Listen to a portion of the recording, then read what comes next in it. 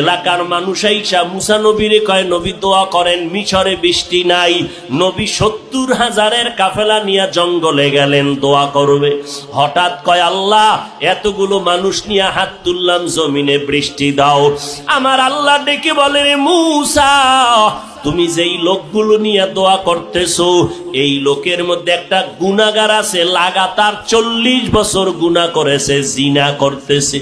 ওই বান্দাটারে যদি উঠাইয়া না দাও, আমি তোমাদের দোয়া কবুল করিয়া বৃষ্টি দিব না। মুসা নবী ডাক দিয়া কয়, এই জিনাকার ময়দানে কে আসো? লাগাতার 40 বছর গুনাহ করতেছো রে নাফরমান। এখন আল্লাহর অর্ডার, তুই ওঠ। তুই যদি উঠিয়া না যাও, তোর কারণে আমাদের মোনাজাত কবুল হবে না। জিনাকারের ভয় ঢুকিয়া গেল। এখন যদি আমি উঠিয়া যাই তো মানুষ বলবে আমি জিনাকার, যদি চোখের পানি সারিয়া কান্না করি মানুষ বলবে আমি অপরাধী।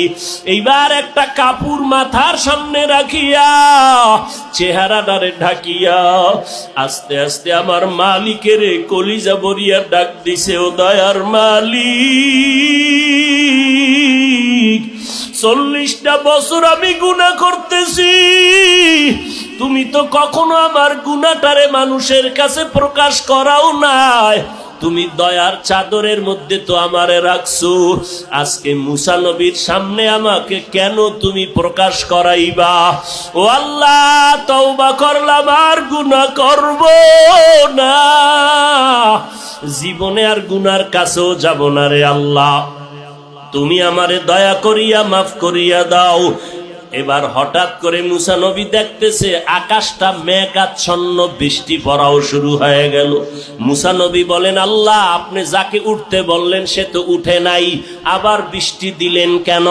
আল্লাহ বলে, রে মুসা, যার কারণে বলছি বৃষ্টি দিব না, তার কারণেই জমিনে বৃষ্টি দান করলাম।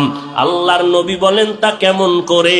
আল্লাহ বলে, মুসা তুমি কি জানো না আমার একটা নাম গফফার, আমার একটা নাম সত্তার, আমার একটা নাম রহমান।